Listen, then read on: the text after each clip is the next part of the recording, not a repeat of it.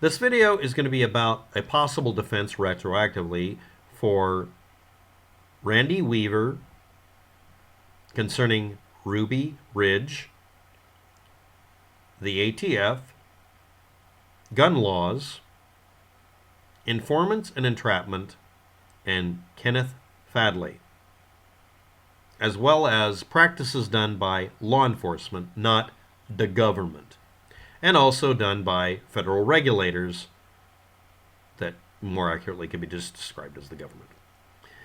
Randy Weaver, up to the point we're talking about here, had done nothing that I can find anybody accusing him of that would warrant, literally and figuratively, calling him a criminal or saying that he had broken the law.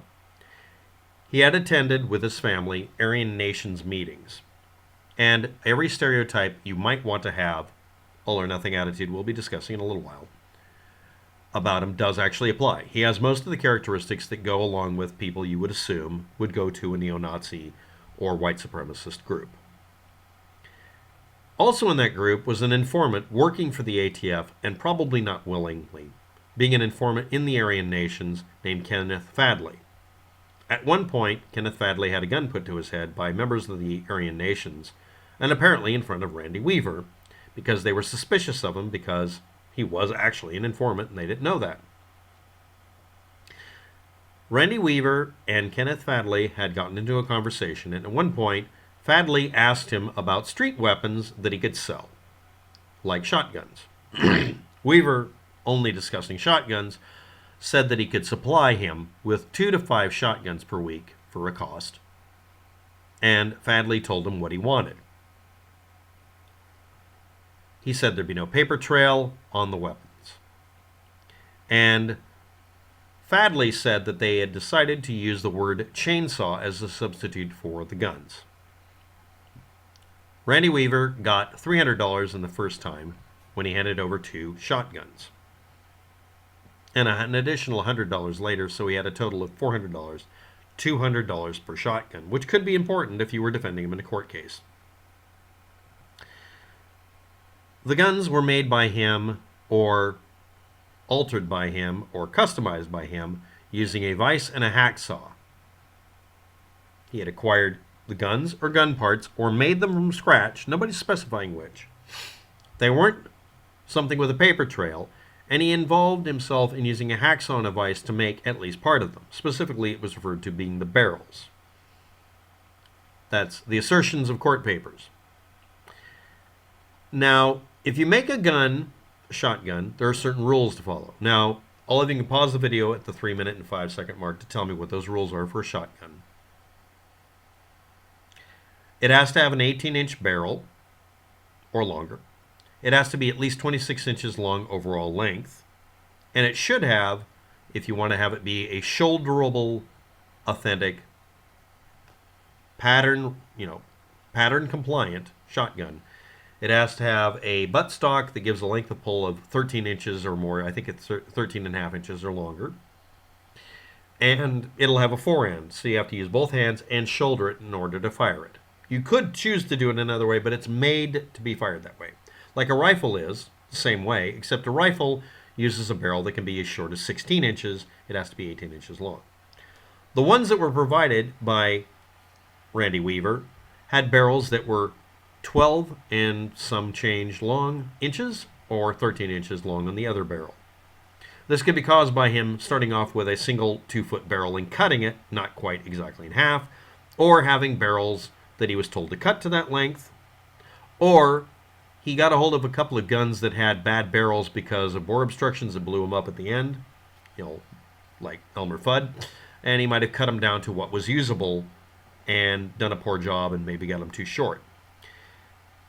Did Randy Weaver know what the barrel length requirements are, and did you?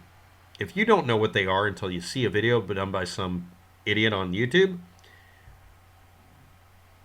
do you have the right to say, I didn't know I was breaking the law? I was just trying to fix a broken gun?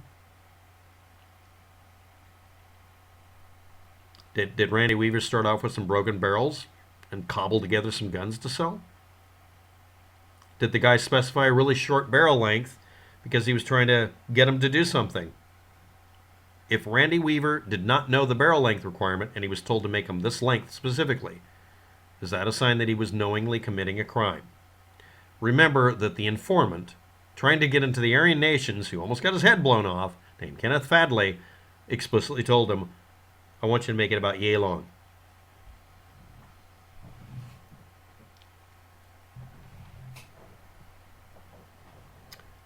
So, later, Randy Weaver maintained that he had made barrels and made guns with barrels that were long enough. They weren't illegal length. He refused to face his accusers because reasons. Or maybe because they were lying about what he sold. Or maybe Kenneth Fadley took out a hacksaw and cut it himself because it's not that difficult. Now he was declared a fugitive by the ATF or police or law enforcement. The ATF filed a firearms charge only after he had made a claim that he had made them longer than the length that they had. Why didn't they charge him immediately and arrest him? They had physical evidence and a witness. A witness that was being used to infiltrate the Aryan nations and was now encouraging somebody to make guns illegally so they could do something else. They offered, after they gave him the charges, to drop the charges if he'd become an informant so that they could have free, high-risk employees they don't have to pay to go infiltrate the Aryan nations, which will literally put a gun against your head, as is evidenced by the other informant. Do you want to be like this guy they almost killed? Now, I want to point out now, spoilers, it was concluded in court that the whole point of them doing this was to create an informant out of someone who had never committed a crime that they were able to bring up, by getting him to commit a crime, by getting someone to ask him to make a gun with yay length. As evidenced by the fact that he didn't make him exactly the right length, he didn't measure it. Might have made a mark on a metal pipe or a gun that he had. That strongly indicates that Randy Weaver may not have known the barrel length requirements and was simply building a gun to order. Now, I'm saying this like I'm a lawyer. I don't actually have to believe any of these things, but it is worth noting. And again, he was found innocent in a court later because they said that this was entrapment, so therefore my argument that I'm making as if I was his lawyer is dead-ass accurate. They caused him to become a felon so they could have an informant in an extremely high-risk job where he'd witnessed someone having a gun put to his head. So he said no. So what did the ATF do? Immediately arrest him when they've got physical evidence and a perfect witness who will say anything as long as you put a gun to his head, literally. No. They decided to do one more. Punish. They told other agencies that Randy Weaver was actually a felon who shouldn't have been touching guns, probably, and a bank robber. And he had a bunker in his house, and tunnels, and marijuana growing there, and booby traps, explosives. Right before they turned the ones who were willing to join them loose on his house. You see, he missed a court date because, coincidentally, someone told him the wrong court date to show up. So I don't know how many layers of shit, but let's continue. What happened? On the day they showed up to a place they thought was booby-trapped with explosives, had underground tunnels like it's a Vietnam War movie, bunkers, marijuana growing, and that he was a bank robber with felony convictions, and they were arresting him on gun charges. When absolutely at this point, if you're not aware of it, retroactively it's been determined in court, he was never guilty of a goddamn bit of this. What did they do? On day one, they killed his son, who was 14 years old, and the dog. Day two, a sniper, saying he was trying to basically at this point murder Randy Weaver, instead accidentally missed him, a sniper, and murdered his wife instead.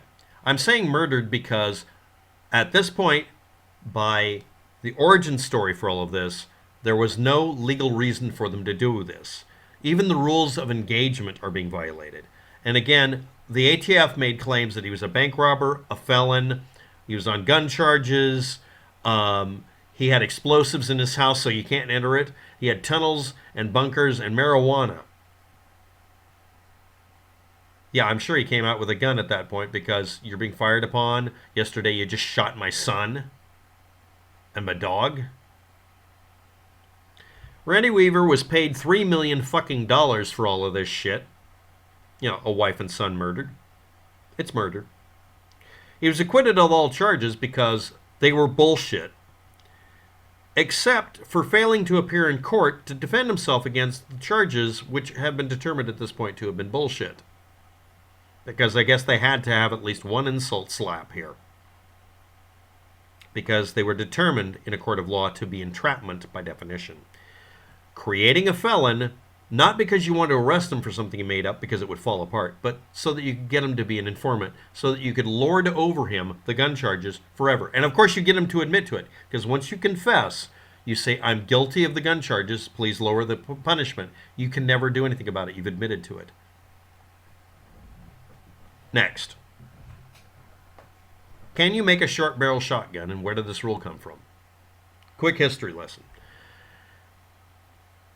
The U.S. government tried to outlaw ownership of pistols in the same way they tried to outlaw alcohol. In case you haven't noticed, both with the same outcome. You can go out and buy a beer, and you can go out and buy a pistol.